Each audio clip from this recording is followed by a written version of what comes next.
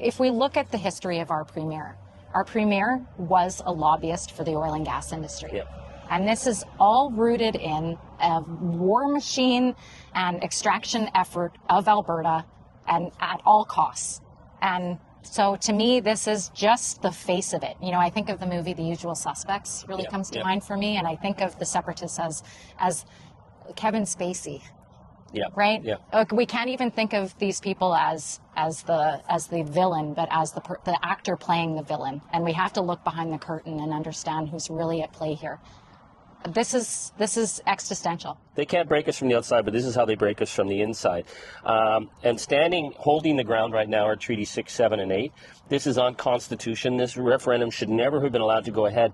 But if the courts step in, then it allows a massive hate campaign against Indigenous people who are just standing up for the Constitution. So Canadians, Albertans need to speak up, but all of Canada needs to speak up. I think the sense of naivety that the government has that, oh, well, we'll look into it. It's like, no, we got to shut this down. Yes. I mean, the breach and doxing of information, there has to be an inquiry. I'm seeing there's talk about calls for an inquiry, right? There's talk about an inquiry. It needs to happen. Like you said, people need to understand that they do not need to have the numbers in this referendum. They will try and say that this is something that was taken from them. We need to use the law while we have the law still in our hands and make sure that we hold them to account. Yeah, so folks, you need to contact if you're across Canada, your MP, to say we need to make sure that full inquiry of foreign interference is undertaken. I would encourage people to write to the Federal Privacy Commissioner. Now, technically, he may say this is Alberta jurisdiction, and technically that may be true. But the need to find out where this information went, if your information was taken, where is it and whose hands is in it?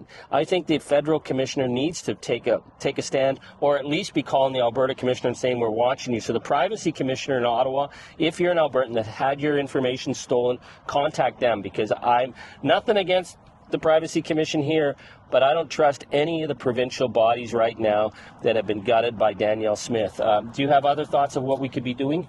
Yeah, I agree. Let's take this federally, understanding that this is just, I picture a boat, and Alberta, if they blow an Alberta-sized hole in the boat of Canada, this is existential. So yes, please, even if you're out of province, flag this as a concern for your province being potentially next on the block.